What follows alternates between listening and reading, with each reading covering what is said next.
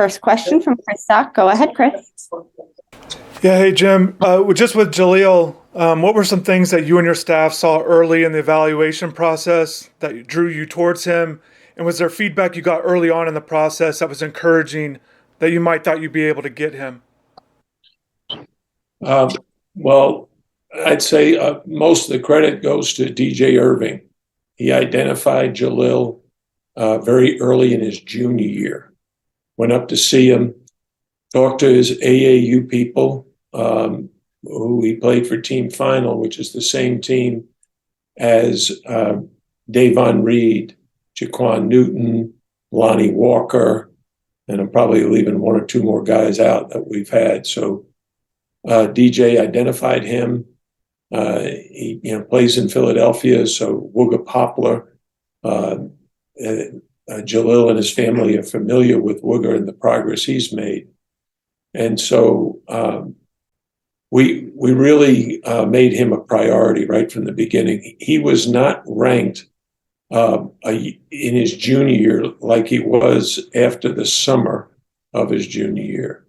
So, some of it was just good timing on our part to get out in front of everybody.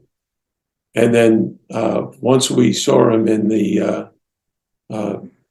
Nike Peach Jam and some of the other events in Philadelphia, we knew he was the guy. And he was an incredibly explosive player with long-range shooting ability and tremendous competitive spirit, plays really hard at the defensive end, and we felt like he could be an impact player. Next question from Michelle Kaufman. Go ahead, Michelle. Hey, Jim, you talked a little about this the other day. If you could just expound on it, how you said that people think it's going to be much easier for you guys to recruit now after you made Elite Eight and Final Four. But you said in a way it's harder because you're now, the bar is higher. You're getting interest from some players who are also getting interest from all the top teams in the country. Can you just talk about that? I mean, is it a completely different caliber of player that you're going after now, and just how you've had to adjust maybe recruiting from 3 or 4 years ago to now? Well, let's back up to the beginning. Our first recruits at Miami, Shane Larkin, he was ranked around 100th. Tanya Jakiri, he wasn't ranked at all. And then our success really began when that team won the ACC tournament and regular season, went to the Sweet 16. So then you're going out to high school coaches, AAU coaches, with some success behind your comments. Hey, we're going to be really good. We need your player to really help us stay at the top of the league. And so we were able to get in transfers an Angel Rodriguez, a Sheldon McClellan, a Kamari Murphy. And again, get back to the Sweet 16. So we were enjoying success. That led to us getting Bruce Brown and Lonnie Walker, DeJuan Hernandez.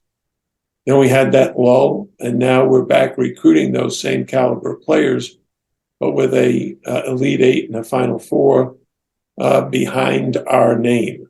So it's not just Miami from the ACC, but it's Miami from the ACC that went to the Elite Eight to the Final Four. So high school coaches, AAU coaches, and prospects are familiar with our recent success.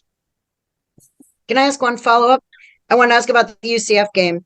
What are you expecting from UCF? I know you guys have had some tough games with them. What are you expecting tomorrow? I'm sure it'll be exciting with the raising of the banner and all that. What are you expecting from that game? Thanks. Well, I've been very impressed with UCF, not just this year, but the last several years when we played them.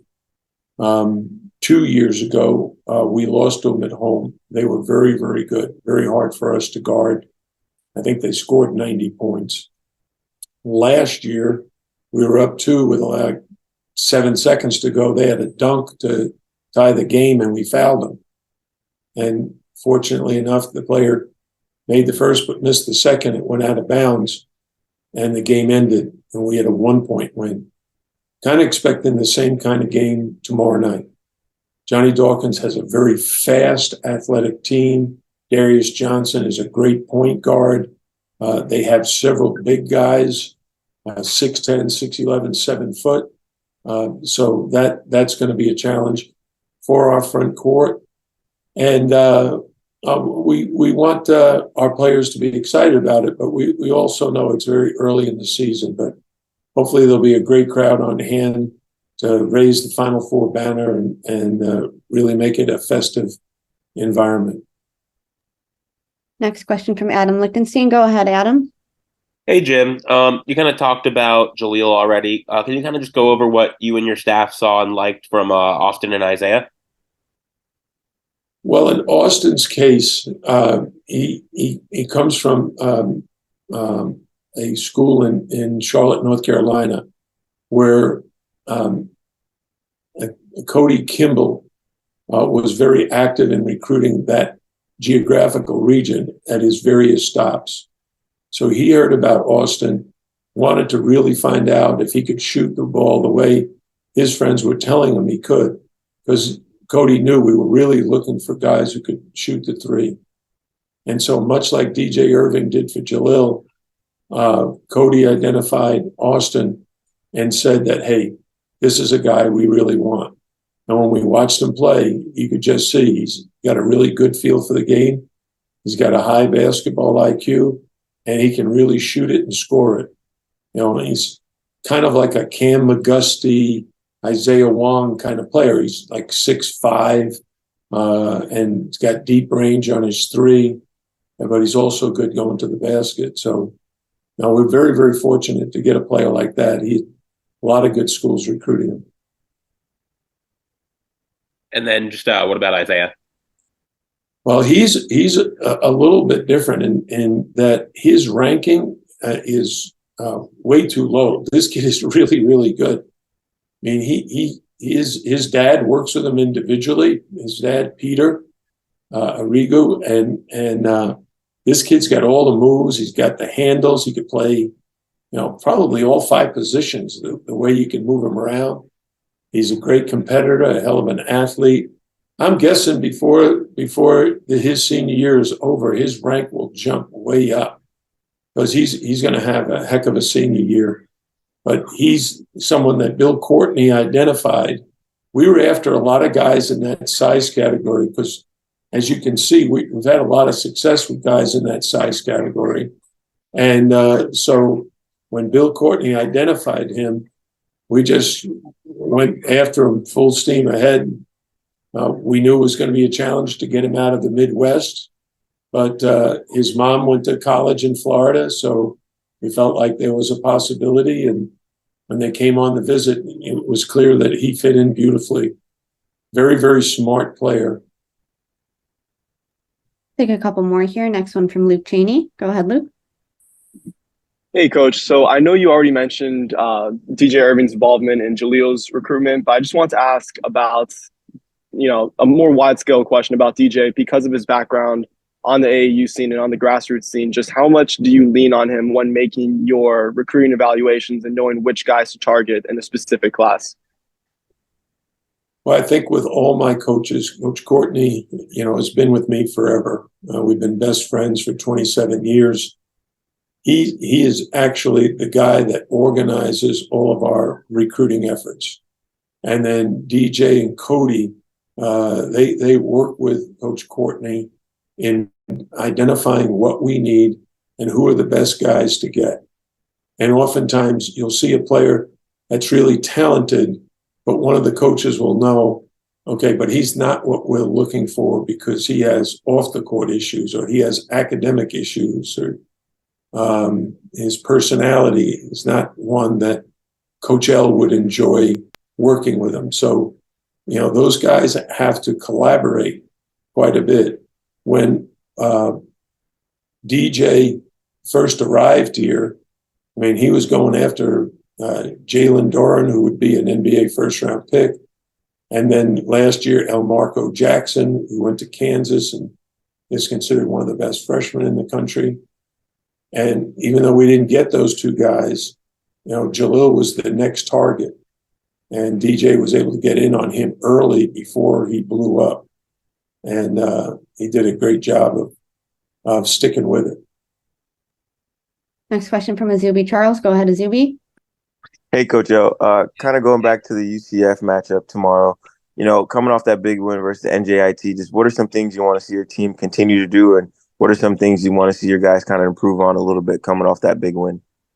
Well, I'd say the biggest thing is if you watched UCF's win over FIU, they had 16 steals, which is an incredible number of steals in a game. So we want our ball handling to be strong and be sure we're not committing silly turnovers. We're going to turn the ball over some, but we want to be sure that we're still sharing the ball, spacing the floor, and finding the open man. And it was a point of emphasis in practice yesterday. It'll be a point of emphasis today as well. Last question from Chris Stock. Go ahead, Chris. Yeah, Coach, with recruiting, kind of what's next for you guys? How do you kind of look to fill the roster, spring, transfer? I guess just kind of what's the forecast for still in this 2024 class? What are you thinking? Well, I'll ask you, Chris, a simple question. Who's coming back? Because in today's day, we have no idea of what our roster is going to look like in the spring. We could have our two seniors, Norshad Omir and Nigel Pack, both graduate and move on to the pros or return. So they both have one more year of eligibility, and we'd love to have them back. So, and then of course there's this transfer portal and NIL that played a role in April of several of our guys transferring out because they could get better NIL deals someplace else. So what we'll have to do is wait until our season is over and then start looking to the transfer portal to complete the recruiting class. We're very happy with the 3 young men who've committed to us. And then we'll have to figure out what are going to be our needs in the spring.